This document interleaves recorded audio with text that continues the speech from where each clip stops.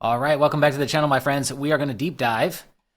Let's get rid of that. We are going to deep dive FormForge, our form tool today. Okay, so by the end of this video, you're going to see how to set it up. We're going to walk through agency, which is like the maxed out premium tier that we've got. There is no free version of this plugin as well, so it's all just premium. You're going to have to pay for it, but it is worth it. I love this. This was created essentially after all the years of frustration with Gravity Forms and similar. Not saying those are bad tools at all. Again, I got to watch, how I integrate my own personal opinions with, now being a company ourselves. A lot of this, though, is coming from the shortcomings and things I didn't like about these other tools. So I just want to make that crystal clear. And I think that's okay to say.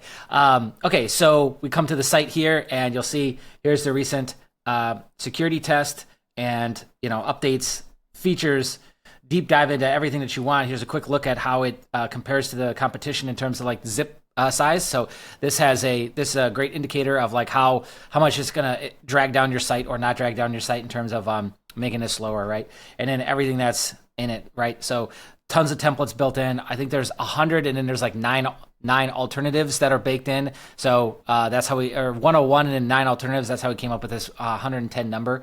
And then all the customization you could want in terms of like what kind of fields can you make. We can make these payment forms or checkout pages if we want to. We can do coaching applications. We can do basic contact forms. Or if you want to take ugly pages and integrate ugly forms and integrate this with those, like for maybe if you're using our affiliate plugin and you wanted slightly nicer forms, you could do that as well. So there's quite a bit of integration that we've got baked into this thing. You see here's all the integrations with Mailchimp, HubSpot, Salesforce, etc. PDFs, spam and security analytics. Okay, enough of that. Let's dive in, right? Okay, so I'm gonna do something I almost never do, which is start on a settings page. All I've done so far is I've got the license key plugged in, and I think there's a demo form from before. So here's the settings page. First thing at the top, it's gonna look for an SMTP plugin. Pretty standard with all of our tools, just to ensure that if you are on shared hosting, that you actually do get these emails, because most people don't recognize that on a shared hosting account, they're usually stripped down, really basic, and emails don't get sent. Emails don't get delivered. So anyways, that takes care of that. We get to pick out our currency in case you do want to do checkout forms or payment integration of any kind. You're going to be able to pick out your currency, which I think we cover everything, pretty sure. reCAPTCHA settings, spam protection, logging, and then agency tier, we can white label this whole thing, so we can like change the name of it, which that was kind of fun playing around with that. So the whole plugin name will change, and what it is, and all the points that say we're all plugins or FormForge, you can completely customize. Okay, all right, let's go back here to all forms. This should look familiar. So here is our demo form. Let's see what this looks like actually. Oh, nothing. All right, so here you go. This should look pretty standard. We've got the form fields on the left into basic, advanced, etc.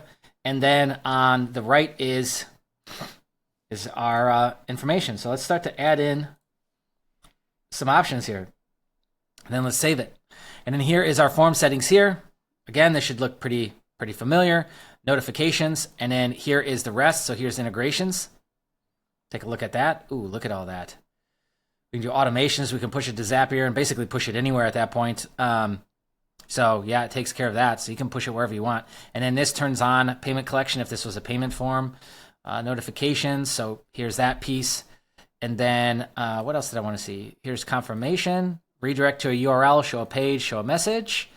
And here's advanced. So we can do a save and continue, enable scheduling, limit the total. What else do we got? User registration can be binded to this. So we can create a user off of this.